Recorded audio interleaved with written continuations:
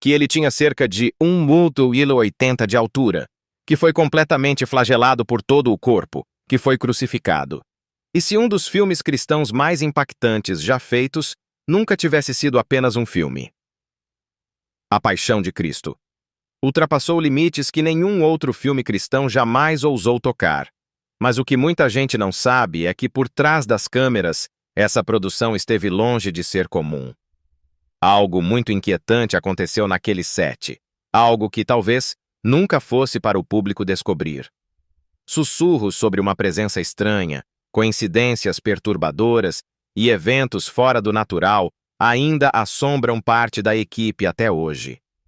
Por que Mel Gibson fez tanta questão de realizar um filme que todos os estúdios de Hollywood se recusaram a apoiar? Continue assistindo, porque é isso que acontece quando alguém decide ultrapassar limites que talvez jamais devessem ser cruzados.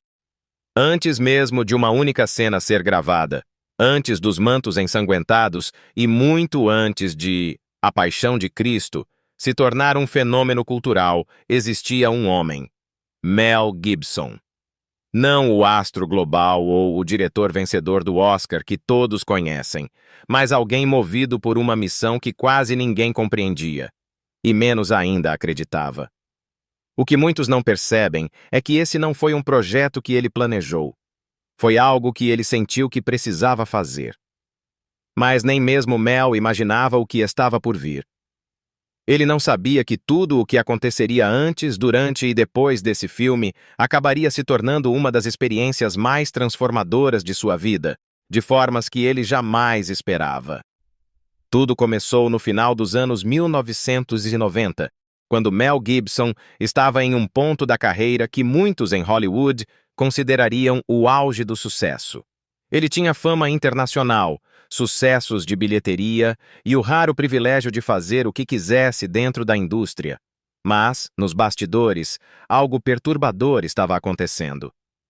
Ele enfrentava sérios problemas pessoais, vícios, depressão e uma sensação crescente de vazio.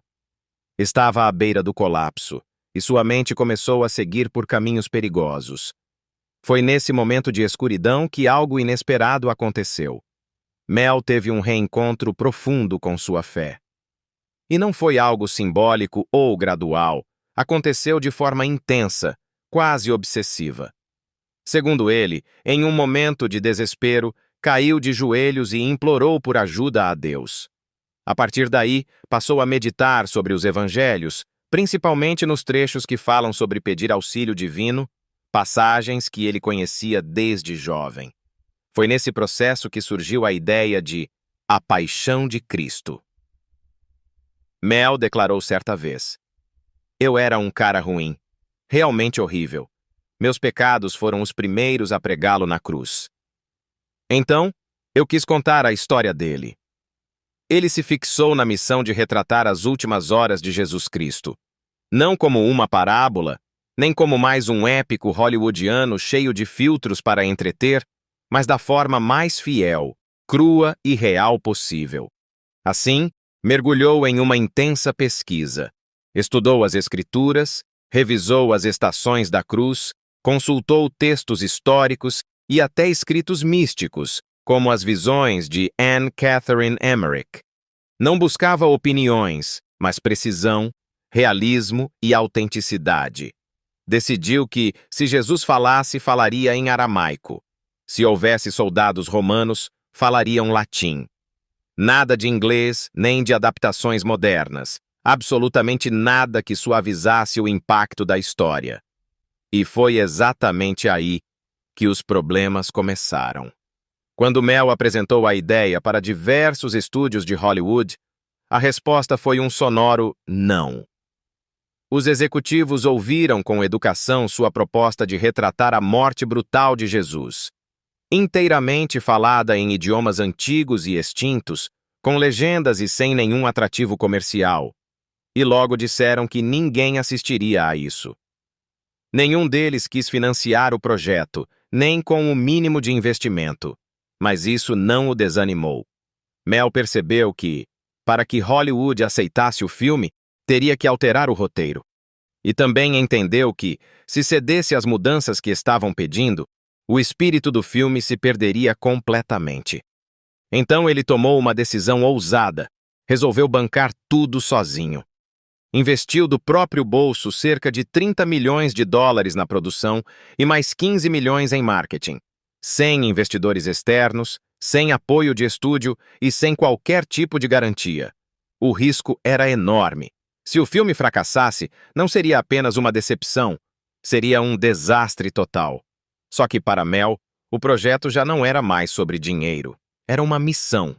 E ele estava disposto a quebrar todas as regras para realizá-la. A decisão seguinte causou ainda mais surpresa. Ele escolheu não escalar estrelas de Hollywood. Nada de rostos famosos. Nada que desviasse a atenção da história.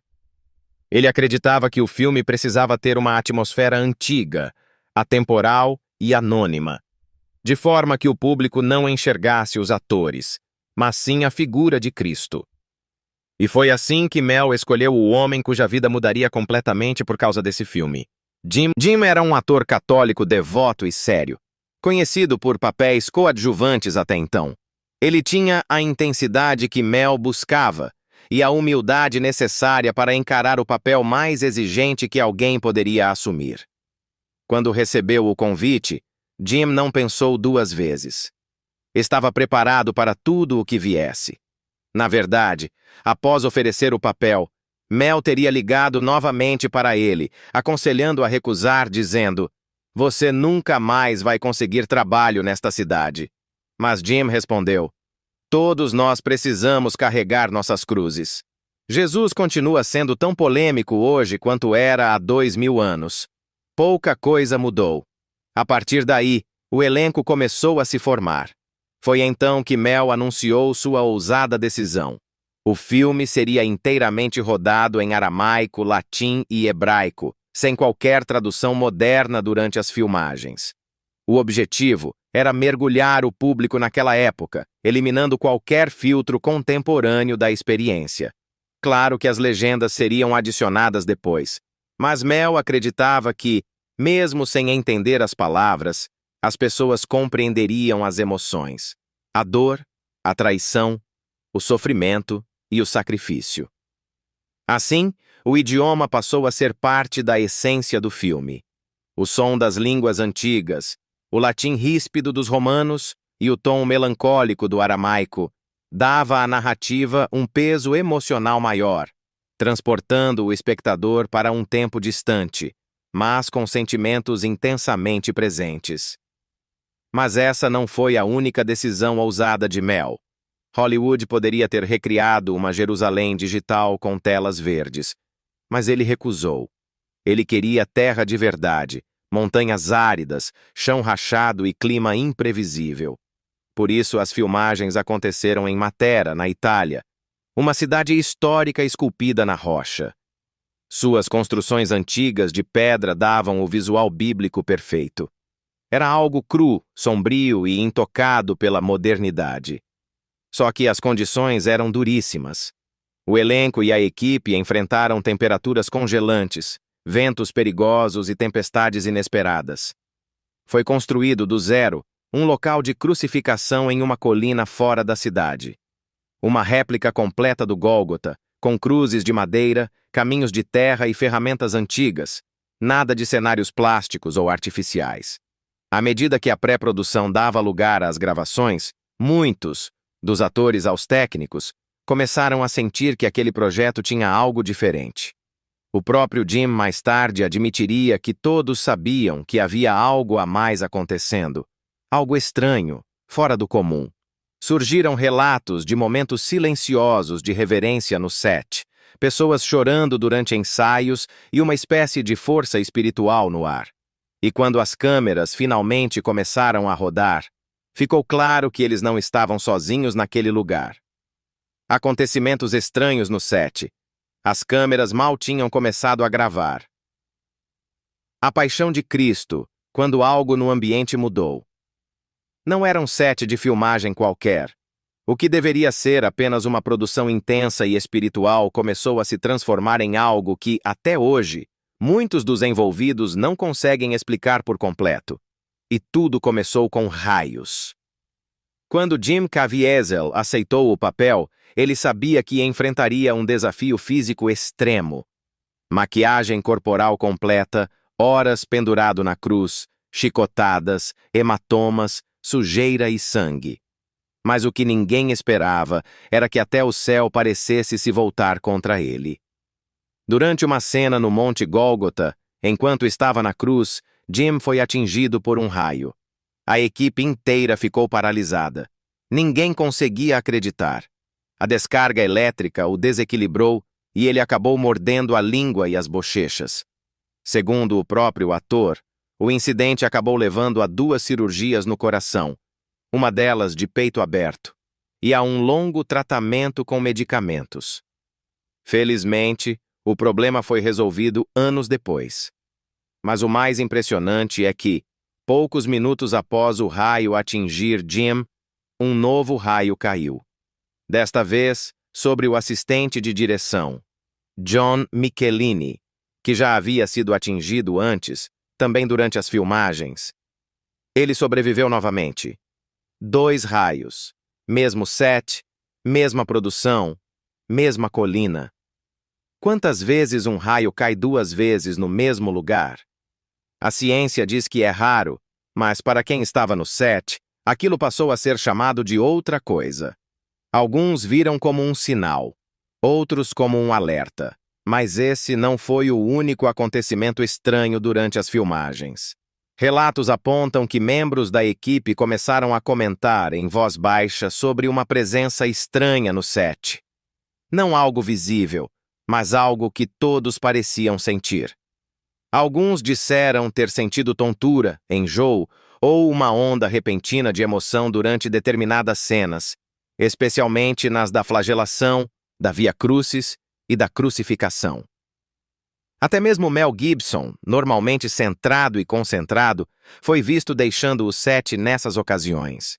Uns diziam que ele saía para rezar, outros que chorava em silêncio. O local das filmagens, Matera, na Itália, não é conhecido por ter clima extremo.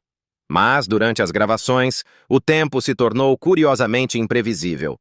Manhãs ensolaradas se transformavam em céus escuros em questão de minutos e voltavam a ficar limpos logo depois. Cenas começavam sob clima calmo e, de repente, ventos fortes atravessavam o set, derrubando equipamentos. Tempestades de areia surgiam do nada, arrancando barracas do chão. Às vezes, tudo parava tão repentinamente quanto começava. Com o tempo, deixou de parecer apenas instabilidade climática e começou a soar como um aviso. Mas vamos falar sobre Jim Caviezel, o ator que interpretou Jesus Cristo. Muitos dizem que ele não estava apenas atuando como Cristo, ele realmente estava vivendo a experiência. Você sabia que, durante a cena da flagelação, os chicotes foram cuidadosamente fabricados para não atingir a pele dele? No entanto, em uma das tomadas, o ângulo mudou ligeiramente e uma das pontas feriu suas costas, deixando uma cicatriz de cerca de 35 centímetros. E não para por aí. Enquanto carregava a pesada cruz, Jim escorregou e deslocou o ombro. Na verdade, alguns dos gritos que ouvimos no corte final do filme não eram atuação, eram reais. Maquiadores depois revelaram que vários hematomas no corpo dele não eram maquiagem, eram ferimentos reais, tão reais que quase não conseguiam distinguir. Jim também sofreu hipotermia durante as cenas da crucificação, filmadas em clima frio e tempestuoso, e ainda teve que enfrentar estresse extremo, esforço físico intenso e longas horas de exposição durante as filmagens. Seu corpo foi levado ao limite, assim como o personagem que ele interpretava. E aqui está a parte assustadora. Você percebe que as iniciais de Jim Caviezel são JC. As mesmas de Jesus Cristo? Além disso, ele tinha 30 anos durante as filmagens, a mesma idade que Cristo tinha quando foi crucificado. Seria coincidência ou algo mais? Mas Jim não foi o único afetado naquele set. Vários outros membros do elenco teriam adoecido durante ou após cenas importantes. Houve febres repentinas, noites sem dormir e pesadelos. Mesmo assim, Mel Gibson nunca comentou publicamente sobre os acontecimentos sobrenaturais no set. No entanto, quem estava mais próximo dele percebeu uma mudança. Ele ficou mais reservado e sério, começou a iniciar os dias em oração, e era visto andando de um lado para o outro nas manhãs, lendo a Bíblia em voz baixa. Em determinado momento, parecia que o filme havia se tornado um campo de batalha, não entre atores e críticos, mas entre forças muito mais antigas, as forças do bem e do mal. Mel acreditava que A Paixão de Cristo não era apenas um filme, mas uma arma espiritual. Ele tinha certeza de que o que aconteceu no set não era só fazer cinema, era algo intenso e inexplicável. Quando A Paixão de Cristo finalmente estreou, em 25 de fevereiro de 2004, não foi uma estreia comum, foi uma explosão. Hollywood havia virado as costas para Mel. Críticos afiavam suas críticas antes mesmo da estreia, e líderes religiosos se preparavam tanto para defender quanto para condenar o filme da forma mais dura possível. Mas nada, absolutamente nada, poderia preparar o mundo para o que viria a seguir. As polêmicas que surgiram após o lançamento de A Paixão de Cristo não foram aquelas típicas dos tapetes vermelhos, com flashes e entrevistas de celebridades. Não houve uma grande turnê de imprensa, participações em programas de TV noturnos ou campanhas publicitárias milionárias. Mel Gibson escolheu um caminho diferente para promover o filme, ignorando completamente a máquina tradicional de marketing. Em vez disso, ele recorreu às igrejas para ajudar na divulgação. Líderes evangélicos, padres católicos e influenciadores cristãos receberam cópias antecipadas do filme. Exibições privadas aconteceram não em Beverly Hills, mas em porões de igrejas e salões de conferências espalhados pelos Estados Unidos. À medida que pastores começaram a endossar o filme nos púlpitos, exaltando-o como a representação mais poderosa de Jesus já feita, algo surpreendente aconteceu. A comunidade religiosa se mobilizou e levou o filme a outro nível. Grupos de igrejas passaram a reservar salas inteiras para assistir ao longa, e alguns até organizaram ônibus para transportar seus membros. Sermões foram preparados especialmente para o dia do lançamento. Para muitos cristãos, assistir à Paixão de Cristo não foi apenas uma experiência cinematográfica, foi um evento espiritual. E assim, o projeto controverso de Mel Gibson explodiu, tornando-se um dos maiores fenômenos culturais da história do cinema. Os analistas ficaram boquiabertos. O filme estreou numa quarta-feira de cinzas e já no primeiro dia arrecadou 23,5 milhões de dólares. Ao final do fim de semana de estreia, acumulou cerca de 83,8 milhões, superando todas as expectativas e conquistando o maior lançamento de fevereiro da história até então. E não parou por aí. Apesar de ser um filme religioso classificado como proibido para menores, com legendas, cenas extremamente violentas e sem estrelas de Hollywood, A Paixão de Cristo continuou atraindo multidões. Quando saiu dos cinemas, o filme já havia arrecadado cerca de 370 milhões de dólares só nos Estados Unidos e mais de 611 milhões em todo o mundo, tornando-se a produção R-rated de maior bilheteria da história até então. Isso não foi apenas um sucesso, foi um fenômeno. Um filme de 30 milhões de dólares, financiado de forma independente pelo próprio Mel Gibson, havia desafiado as probabilidades e quebrado as regras de Hollywood. A indústria do entretenimento ficou completamente sem palavras. Mas, junto com todo esse sucesso, veio uma onda enorme de críticas. Antes mesmo de estrear, A Paixão de Cristo já causava controvérsia. Diversas organizações judaicas, incluindo a Liga Antidifamação, acusaram o filme de promover temas antissemitas, em especial a antiga acusação de que os judeus foram os únicos responsáveis pela morte de Jesus.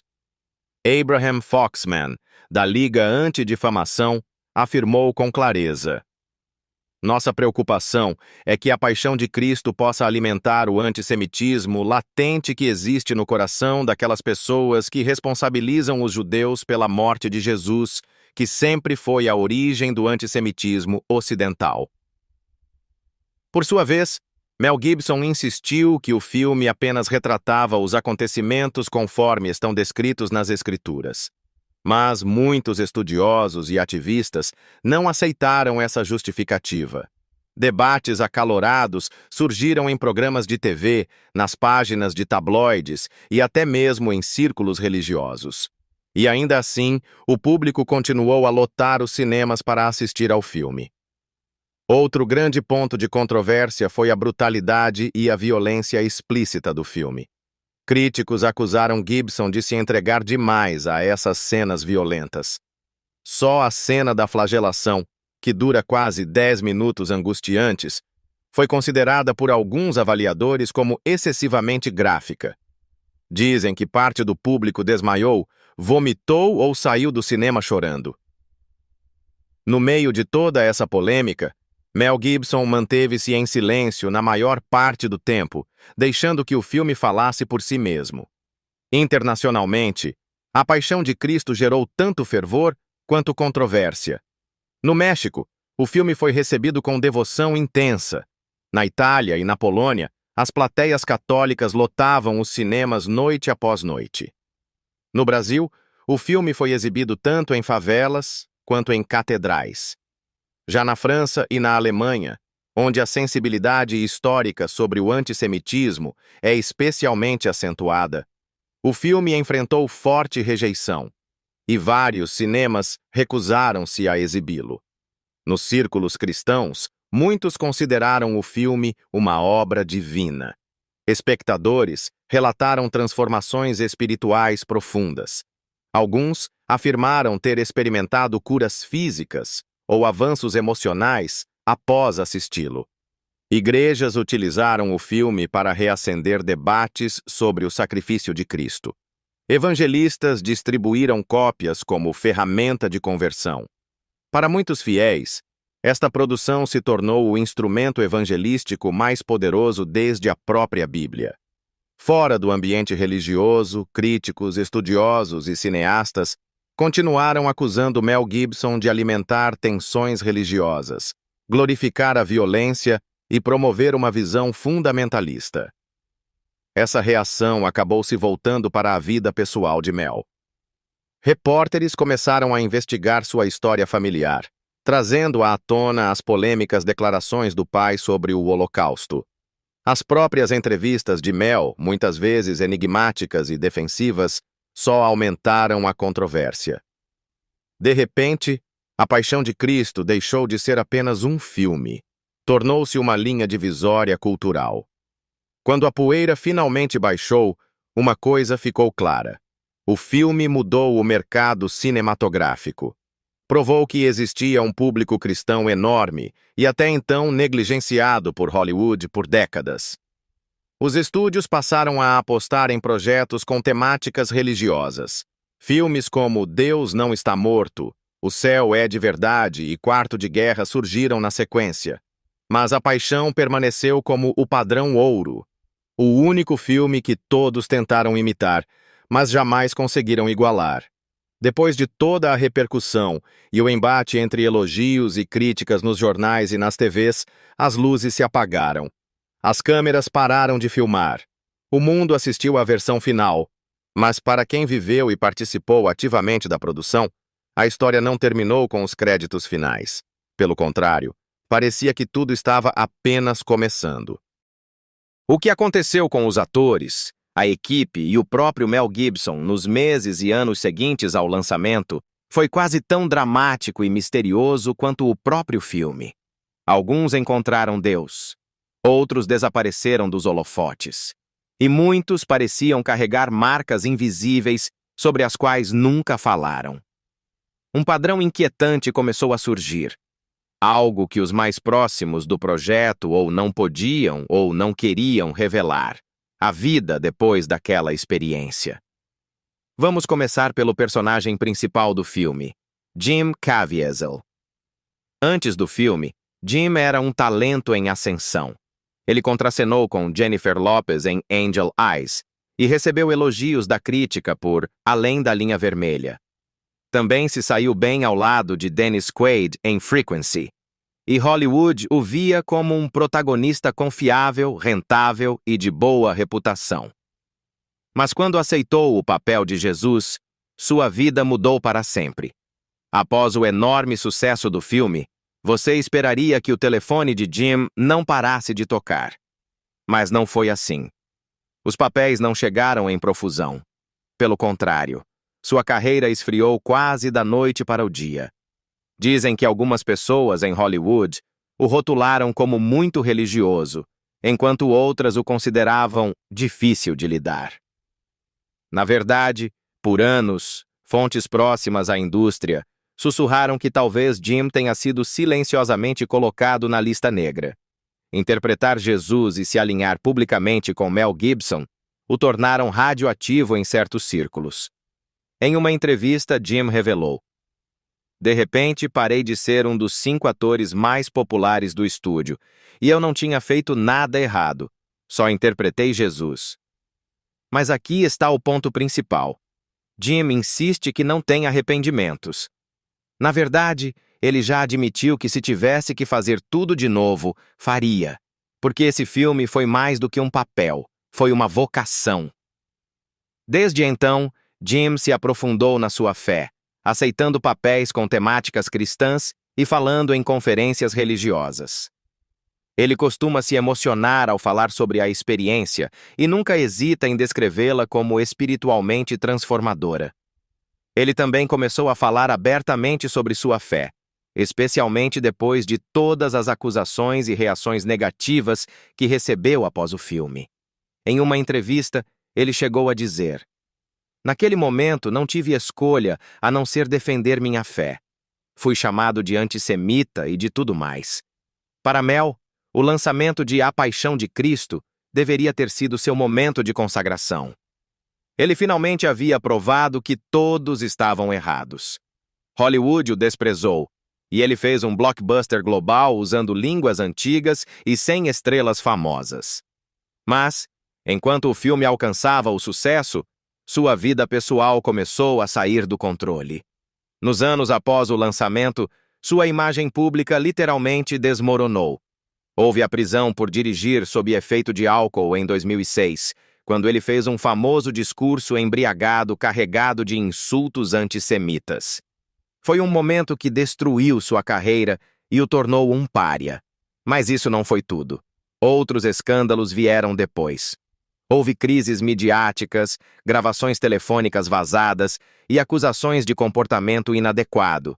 Muitos viram isso como uma queda total em desgraça. Mas outros, especialmente os que trabalharam com ele em A Paixão, acreditam que há mais nessa história. Eles dizem que o filme o mudou, que na sua busca obsessiva para contar a história do sofrimento de Cristo, algo dentro dele se transformou. E o próprio Mel admitiu que nunca foi o mesmo depois de fazer o filme. Ele também deu a entender de forma enigmática que a reação contra ele, tanto pessoal quanto profissional, não foi totalmente natural. Ele acredita que seja algum tipo de consequência pelo filme extraordinário e transformador que fez.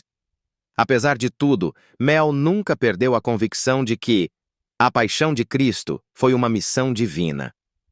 Ele sempre fala do filme como a obra mais importante da sua vida.